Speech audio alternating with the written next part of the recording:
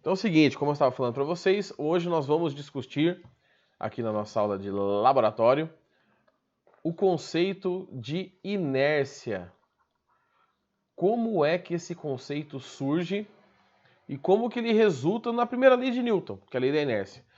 Tá? Porque o Newton não foi comer uma coxinha na padaria de manhã e descobriu a inércia, meu Deus, tá aqui a inércia. Não. As coisas elas vão, né, acontecendo de pouco em pouco. Para variar, onde que nós vamos começar aqui nossa caminhada? Na Grécia. Então, vamos voltar aqui para a Grécia, porque na Grécia existia uma hipótese, que chamavam de teoria, mas pela nomenclatura moderna da ciência a gente chama de hipótese, que é a hipótese dos 4 elementos. Se não me falha a memória, tá? Não quero dar certeza, porque aqui eu não posso estar falando bobeira, mas se eu não me engano, essa hipótese dos 4 elementos é do Platão, ou da época do Platão ali. Se não é dele, é da época dele. Isso eu tenho certeza. E o que diz essa hipótese dos 4 elementos? Tá? A hipótese dos 4 elementos diz que, deixa eu só puxar esse negócio para cima aqui, que tudo da natureza era formado basicamente de 4 elementos. Professor, que elementos são esses? Ar, fogo, terra e água. Ah, mas e onde que entra o metal? Onde que entra o concreto? Na época não tinha, né? Mas o vidro, o sangue, onde que entra aqui? Quando a gente está falando de elementos aqui, a gente não pode pensar em elementos químicos, porque aqui nem tinha essa ideia de elemento químico. Apesar que o atomismo, a ideia de átomo, nasce também na Grécia, tá? Para variar, mais uma vez. Então, o que a gente vai entender aqui como os 4 elementos? Tudo na natureza era formado desses 4 compostos básicos, vamos dizer assim, com essas 4 características. Embaixo de tudo ficava a terra. Então, objetos que quando você jogava iam para baixo de outros objetos eram compostos de terra. Então, você joga uma pedra numa água, a pedra vai afundar. Então, a pedra é feita de terra, do mesmo material que a terra é feita, sabe? Da terra marrom ali é feita. Em cima da terra, a gente tinha a água. Então, se você deixasse a água escoando, ela ia escoar sempre para cima da terra. Quando você vai num rio, num lago, num mar, embaixo da água tem terra. Você dá uma afundadinha ali, tem um pouquinho de terra, areia, mas se está embaixo, era considerado terra. Em cima da água, a gente tem o ar.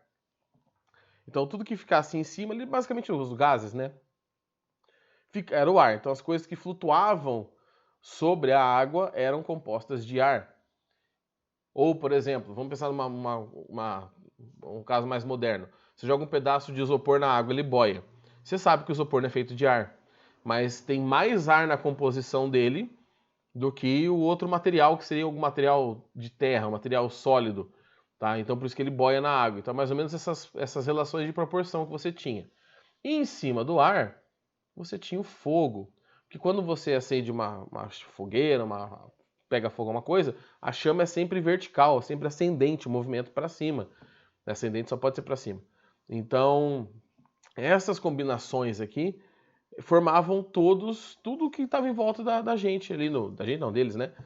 E aí tinha a combinação que está na imagem ali de ar com fogo é quente, fogo com terra é seco, sabe? É uma ideia muito da filosofia, de como que eles imaginavam as coisas. Lembrando que esse negócio de fazer experimentos e provar que as coisas são assim, assim, assado, não é uma coisa assim, não é um ponto, um método que já existia na época. O método, por sinal, científico desta maneira, ele vai surgir mais para frente, inclusive com Galileu, que a gente vai citar aqui. Mas onde eu quero chegar? Nessa época aqui, o Aristóteles, para explicar o movimento dos corpos, ele dizia o seguinte: bom, se você joga um objeto, ele continua em movimento. Isso você não precisa. Sossegado, jovem, sossegado. Você não precisa ser muito inteligente para perceber se você joga um objeto, ele vai continuar em movimento por um tempo. Então, nossa, os gregos eram bestas, oh meu Deus. Claro que não. Ele jogava o objeto e ele sabia que o objeto continuava em movimento. O problema é por quê? Aí que está sempre o problema da questão, né? Por quê? Então, segundo Aristóteles, quando você jogava um objeto, tá? Ele ia ocupar seu lugar no espaço. Se ele ia para baixo, se fosse terra, ia ficar em cima da terra se fosse água e assim por diante. Só que o movimento para frente e para trás era explicado da seguinte maneira. Imagina que uma bolinha, só para variar, uma bolinha, e essa bolinha está se movimentando para a direita. Então existe um movimento aqui para a direita. Você pode pensar em velocidade? Pode, mas vamos falar de movimento mesmo. Movimento. Movimento. Quando essa bolinha andava para a direita, a parte do ar que estava na frente dela era comprimida. Igual quando você está andando na piscina, em pé, você está andando no lugar que dá pé ali para você, na sua frente, aqui na barriga, você está andando para frente. A água dá aquela subidinha, dá aquela apertada e atrás ela fica mais relaxada, mas dá uma afundadinha. A mesma coisa acontece com o ar. Eu vou fazer um ar laranjado aqui, para ficar mais fácil de vocês enxergarem. Então, mais ou menos assim. Na frente desse objeto, eu tinha bastante ar comprimido. E conforme ia para trás desse objeto, o ar ficava menos comprimido. Ele ficava mais rarefeito, se você for pensar em termos mais modernos. E aí, quando o ar ia para trás ocupar aquele espaço que ficou meio vazio, ele aplicava uma força para frente, empurrando esse objeto para cá. Opa, que eu peguei a caneta errada aqui. Então, aqui. Ele empurrava esse objeto para frente. Então, aqui eu tinha uma força. A questão é, isso não explicava muita coisa, na verdade. Você até tinha alguma explicação ali associada, eu conseguia explicar uma coisinha ou outra. Mas, por exemplo, por que quando você joga um objeto para cima, ele não faz um movimento em linha reta, ele cai? Ou por que quando você solta alguns determinados objetos dentro da água, ele sobe? Você só soltou, você não empurrou ele. Não teve deslocamento de ar ali. Então você tinha um problema para explicar toda essa história do porquê que os corpos mantinham o estado de movimento. Já era conhecido que isso acontecia. Beleza, ficou a ideia ali do Aristóteles, de outras pessoas da Grécia depois, mas teve um espaço ali que o povo meio que não se preocupou muito para isso. Foi focar em outras ideias ali. Por que está acontecendo isso, aquilo, outro? Né? A história também estava turbulenta, teve Império Romano nesse meio do caminho. Até que bem mais para frente, mas muito mais para frente, aparece um cara chamado Giordano Bruno. Se precisar voltar para copiar depois, vocês me avisam, tá? Aí eu volto lá para vocês copiarem no finalzinho. Giordano Bruno, um cara que é extremamente importante quando você vai estudar história, filosofia, até a própria história da igreja, tá? E o que o Giordano Bruno falava que muda toda essa ideia aqui do Aristóteles? O que tem de tão diferente, tá? Ele falou que esse objeto, esse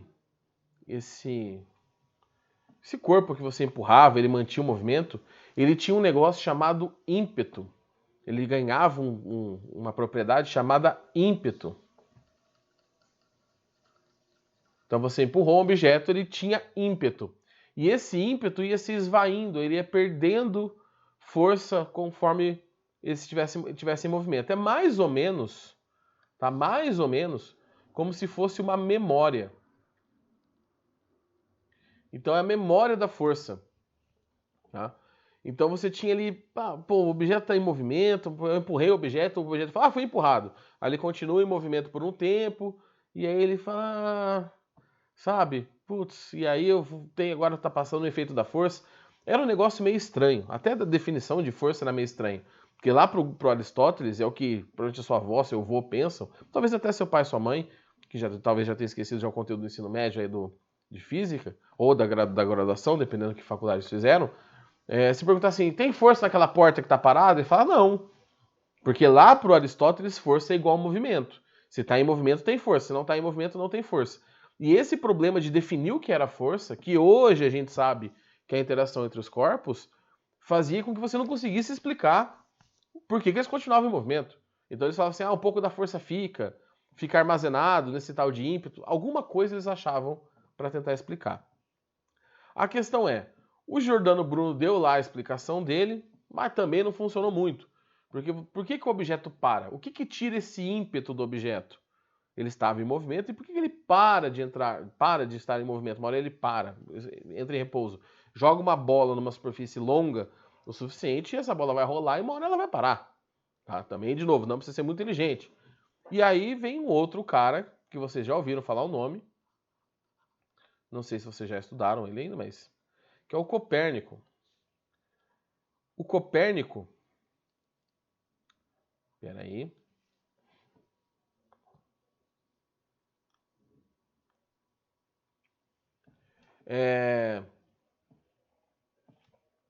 Ele vai trabalhar ali um pouco na ideia do próprio Giordano Bruno. Ele vai... essa ideia de ímpeto, né? Putz, ali vai funcionar assim, vai funcionar assado.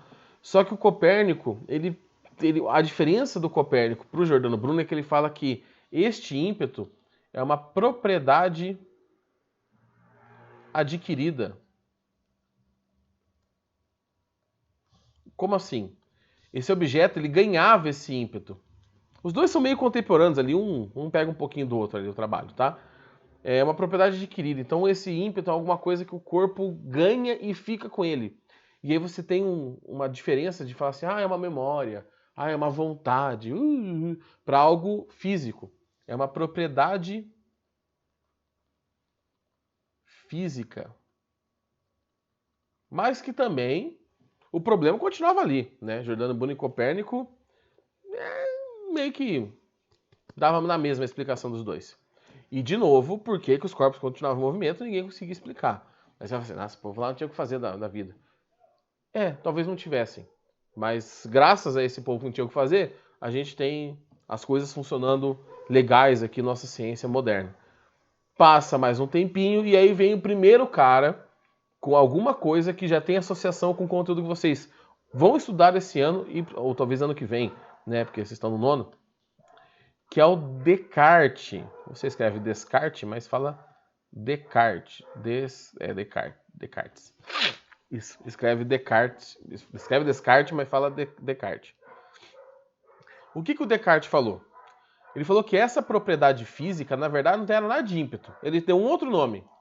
Ele chamou de momento.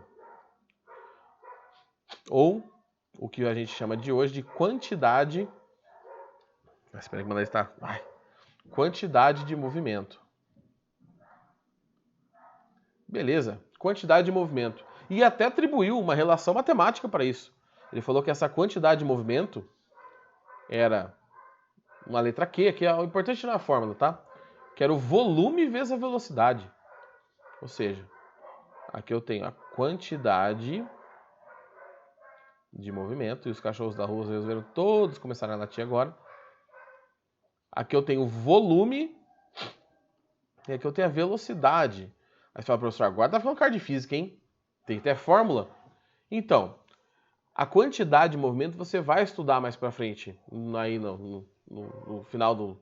Não sei se no nono ano ou no primeiro ano do médio. Só que essa equaçãozinha ela tem um probleminha. Então ela não tá muito boa das ideias não, tá?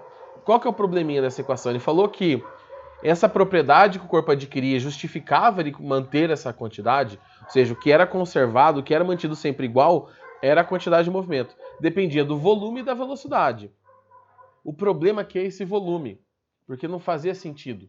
Você pega objetos maiores, você tem mais dificuldade de parar eles, não é porque o volume dele é maior, mas é porque ele é mais massivo, a massa é maior. Só que o Descartes não conseguiu perceber isso.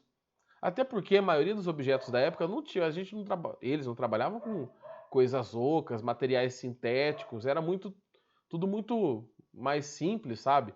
Então era complicado você perceber a ideia de densidade e volume, que vocês já estudaram em química, provavelmente em outros momentos aí, de entender que tem coisas que são maiores, mas são mais leves que coisas que são menores. É aquele máximo, que todo mundo já fez isso uma vez na vida e se achou o máximo. Chega pra alguém e pergunta, o que pesa mais, 1 quilo de pena ou 1 quilo de chumbo? Você entendeu? A massa é a mesma, o que vai mudar o volume. Então, assim, a explicação não calhava. E aí vem a segunda grande reviravolta e talvez a maior reviravolta no estudo da inércia, que é quando entra o Galileu na história. Tá? O Galileu, ele usava um pouquinho das ideias ali do Aristóteles, ele não tinha rompido com a ideia dos elementos, bababá. O Galileu, sim, ele afirma que os corpos mantêm seu estado de movimento. E ele deu o nome disso de inércia. Aí você fala, beleza, pronto, acabou. Acabou a aula, valeu, professor, até mais, semana que vem, daqui 2 semanas nós. Não. Porque qual foi a sacada do Galileu e onde que foi o problema do Galileu? O Galileu falava que a tendência dos corpos era ir para o centro da Terra, tá? Ir sempre para baixo. Meio que aquela ideia da Terra, água, fogo e ar, das posições, a tendência dos objetos era ir para baixo, para sempre para baixo, porque era o centro da Terra. Então eu tinha aqui, por exemplo, um dos experimentos que ele fez para demonstrar isso foi esse aqui, ó. Vou desenhar aqui. Temos uma rampa e aqui temos uma outra rampa, com inclinação diferente. E aí na primeira rampa eu coloco uma bolinha. Uma bolinha sempre nossa amiga aqui, participando da aula. Coloco uma bolinha e solto essa bolinha. O que vai acontecer? Bom, a bolinha vai entrar em movimento, ela vai descer essa rampa aqui. Se você desconsiderar o atrito, essa bolinha vai subir o outro lado da rampa e ela vai chegar no mesmo nível do outro lado. Então, se você desconsiderar o atrito, peraí, se você desconsiderar o atrito, ficou meio diferente, mas tá bom. Tá. Se você desconsiderar aqui o atrito, a bolinha vai sempre chegar no mesmo nível. O nível aqui será sempre o mesmo. Aí você fala, tá, professor, beleza, mas eu não tô entendendo qual que é a fita do Galileu. É meio doido esse cara, né? Então, ele falou o seguinte, ó, por que quando a bolinha desce ela ganha velocidade? Hoje a gente fala que é a gravidade, e tá certo, é a gravidade. Só que para ele, na descida, a velocidade aumentava, quando era queda, a velocidade aumentava, deixa eu ver, queda.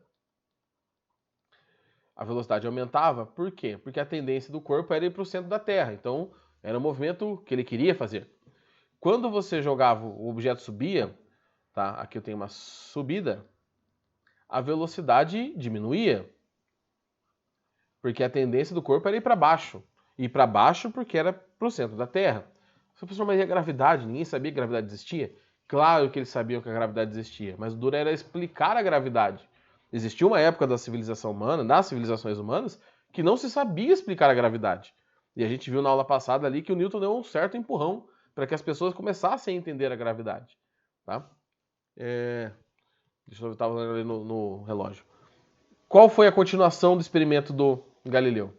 Ele pensou assim, bom, se desse jeito a bola vai ser do mesmo nível, o que acontece se eu pegar uma rampa e fazer isso aqui? Soltar a bolinha, soltar a bolinha vai descer e quando ela chegar aqui embaixo, ela vai continuar em movimento, para sempre. Tá? Tirando o atrito, é que eu estou pensando, esquecendo o atrito, tá? Fazendo de conta que ele não existe. Aí você fala, tá, professor, eu entendi. A bolinha vai descer aqui, vamos ter um movimento e depois ela vai continuar em movimento. A caca, vamos dizer assim, que o Galileu não sacou na época, ele falou assim, bom, esse plano está em volta do planeta Terra, que é circular, é uma esfera. Ah, não é, é uma esfera. E então a ideia do corpo é sempre ficar girando em volta do centro da Terra. Para ele, a inércia era um movimento circular. E é aqui que a gente difere do Newton. Por quê? Quando o Newton adiciona o conceito de peso, de gravidade, aqui embaixo, ó, de peso, tá?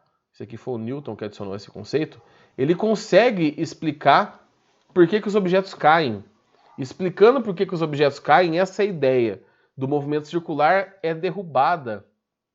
E aí a gente chega na primeira lei de Newton, que a tendência dos corpos é manter o repouso, ficar todos parados, né? Ou em movimento retilíneo uniforme. O objeto só fica girando em volta da Terra, ele não vai reto e vai embora no espaço, porque tem a gravidade. Então a explicação do que era a gravidade é algo que está relacionado com o desenvolvimento do conceito da inércia. Aí você fala, professor, na aula passada, você falou que as leis de Newton, inclusive a inércia, que ganhou o nome de inércia, a primeira lei de Newton, mas a primeira lei de Newton, explicava a gravidade. Como que a gravidade explica a inércia? As coisas se desenvolvem juntas. E não é à toa que é uma lei de Newton.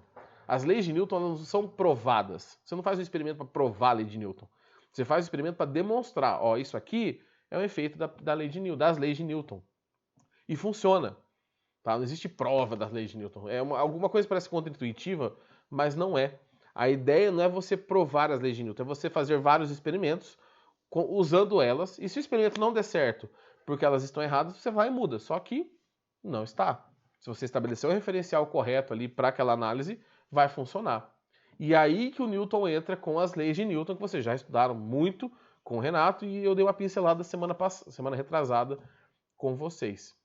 E aí o que eu separei para esse finalzinho aí, para esses 3 últimos minutinhos de aula, 3, 4 minutinhos de aula, são vídeos demonstrando as leis de Newton.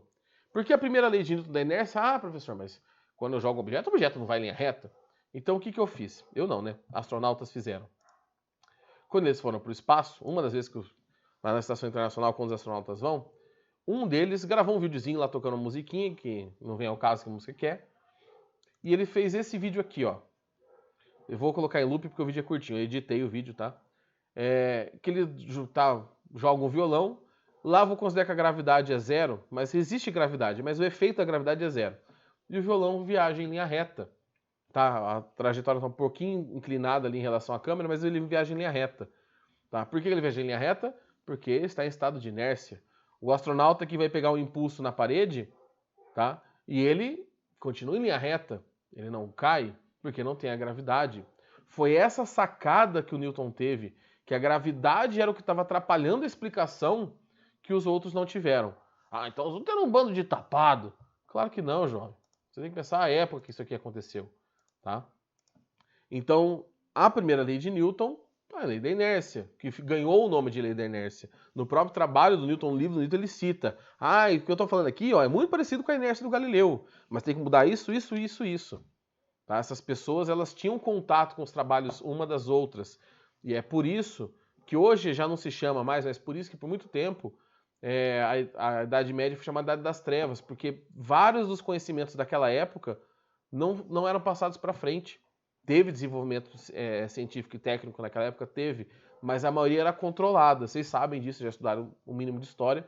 Existia um controle da Igreja Católica na Europa e você não conseguia desenvolver ideias que não eram favoráveis à Igreja. Então você não tinha assim, pega a ideia de um, pega a ideia de outro. Que aqui vocês viram uma sequência de ideias que foram trabalhadas. Tá? Terceira lei de Newton. A segunda é aquela relação das massas, né? Esse videozinho aqui ele mistura as duas. A segunda e a terceira. Temos aqui o nosso amigo astronauta, que eu não sei quem que é, com uma bola de basquete. Não me pergunte porque ele levou uma bola de basquete para a Estação Internacional, porque lá não dá para jogar. Ele está falando o seguinte, ele vai empurrar a bola. E ele vai mostrar para vocês no vídeo que quando ele empurra a bola vai para frente louca da vida, e ele quase não se move, ele só dá um para trás, sabe, uma inclinadinha para trás. Por quê? O par de ação e reação existe. A força de ação é igual a de reação. Mas o efeito da força é diferente. Tá? Então, quando você tem a mesma força agindo em corpos diferentes, você tem a massa ali influenciando para ver quem ganha mais ou menos velocidade. Já nesse segundo caso, ele vai empurrar um outro astronauta, mais ou menos da mesma massa, e quando ele empurra o outro astronauta, o astronauta que está na frente vai para um lado e ele vai para o outro. Forças iguais com sentidos opostos, agindo em corpos diferentes. Isso é uma demonstração da terceira lei de Newton, não é uma prova, é uma demonstração.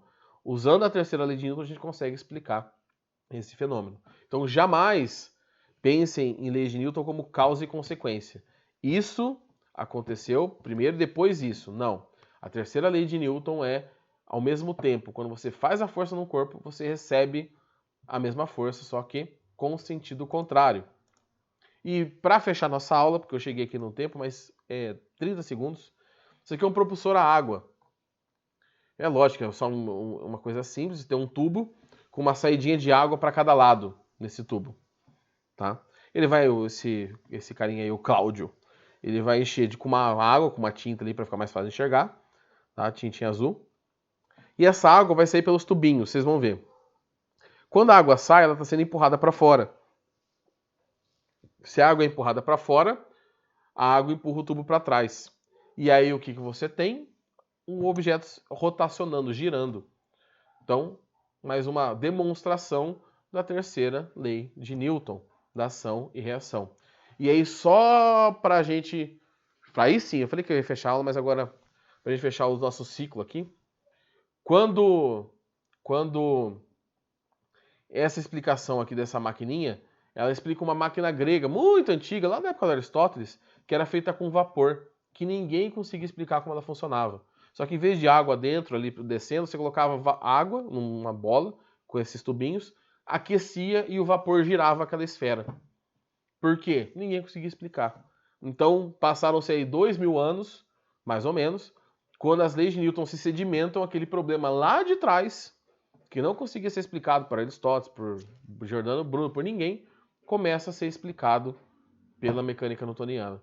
E aí vocês estudam muito a mecânica newtoniana por isso, porque é ela que vai mudar a percepção das coisas na natureza e como a gente entende essas coisas. Tá bom? Foi meio ligeira a aula aqui, a gente falando meio rápido, porque eu acabei deixando muito tempo no começo ali, pra vocês chegarem na aula. Pessoal, se alguém quiser que eu volte alguma coisa aqui para copiar, me avisa. Se alguém quiser tirar alguma dúvida aqui, me avisa, tá? Eu vou ficar mais 2 minutinhos online aqui no Zoom, para se alguém quiser perguntar alguma coisa ou não. Mas era isso, tá? Se vocês não tiverem dúvida, até daqui 2 semanas. Boas aulas, bom resto de dia aí para vocês e falou!